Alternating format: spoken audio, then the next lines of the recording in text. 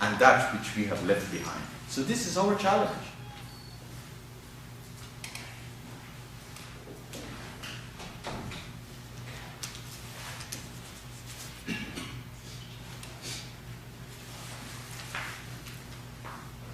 The Qur'an has advised us. The Qur'an has advised us and cautioned us.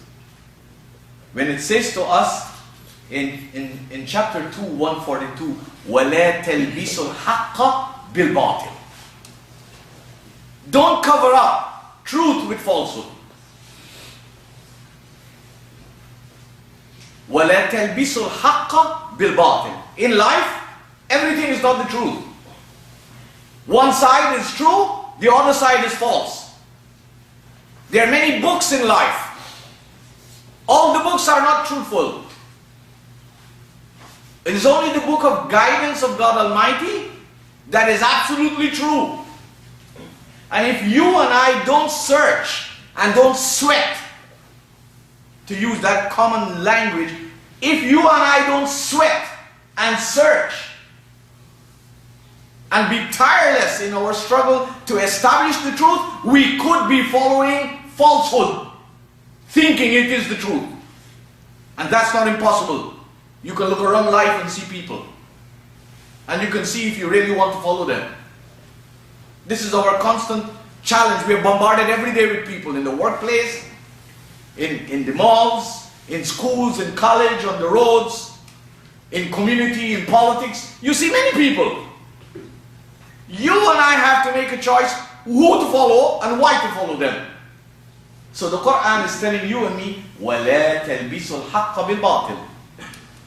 Don't you conceal the truth with falsehood. Don't cover it up. Don't try to if somebody is standing on the truth and he is one man, oh, get 10 people and 10 of you are much more powerful than him. And these are practical things that happen in society.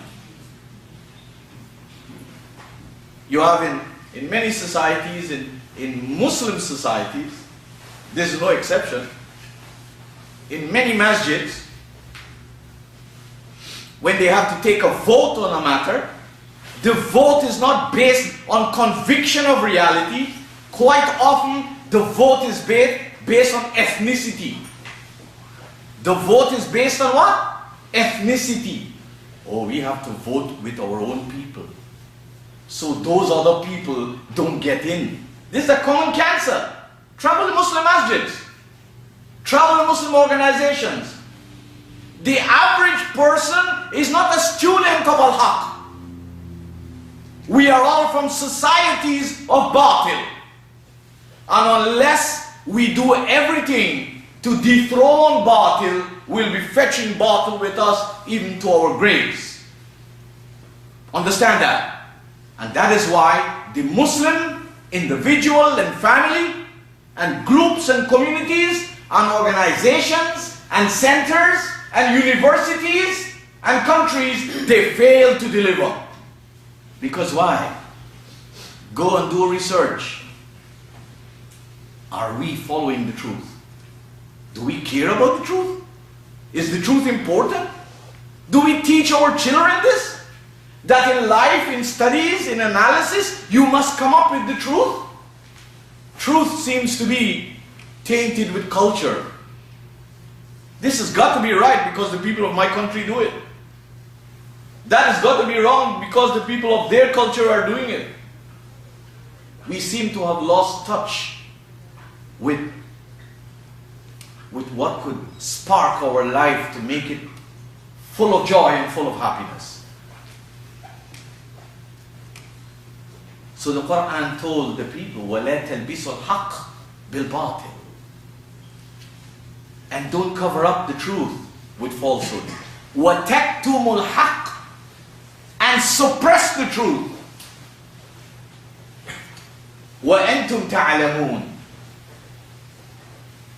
Do you and I have the conviction that the life we are living, the economic life, the political life, the social life, the intellectual life, the personal and family life, that the decisions we are making is because it's on the truth? Do we care about that? Are we worried about that? We should be. Because you'll be surprised. If we don't worry about this, everything else could be corrupted. And I will show you from the Qur'an that everything else is corrupted. Because we are not a community who are enthusiastic about truth.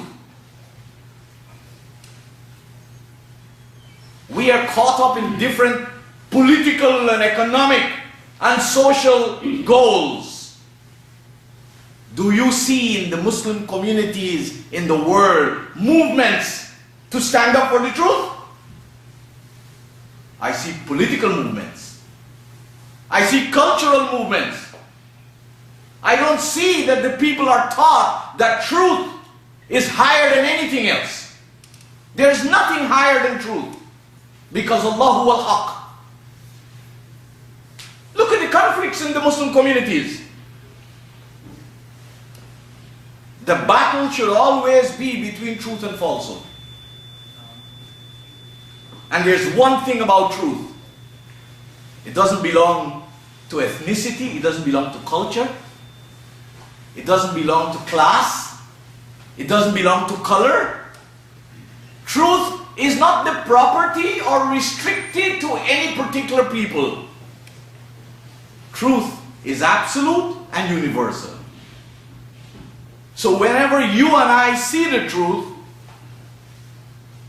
we shouldn't say, oh, it has come from somebody who is not from our country. It has come from somebody who is not from our society. It has come from somebody who is not part of our organization, or is not part of our religion, or part of our madhab, or part of our sect. We have all the reasons not to follow the truth. Al-Haq is Allah. And this is His system that He's put throughout life. And there's one thing about Haq. If you and I are following the truth, there is one promise about Al-Haq, that falsehood will never defeat it. You take any falsehood of your life and take the truth of your life and put them against one another, and truth will lick the brains out of it. But if there's something that is a stranger in Muslim communities, in Muslim organizations, in Muslim colleges and Muslim universities and Islamic schools, is Al-Haq. Because the people who are not trained to analyze, to be objective. Whatever you're seeing in Canada and elsewhere is cultural religion, is culture, is tradition, is the way of life of forefathers. It is not our average children who go to school and college and university and learn to be thinkers, critical thinkers. Otherwise you will get nowhere in medicine. You will get nowhere in law. You will get nowhere in engineering science. You will get nowhere unless you can develop critical thinking, which is a methodology for finding out the truth. But you don't find critical thinking taught in the masjids. You don't find critical thinking taught in the Islamic schools. You don't find critical thinking taught in the Islamic universities. Because then we have a confused set of information that we have over the years passed on to people.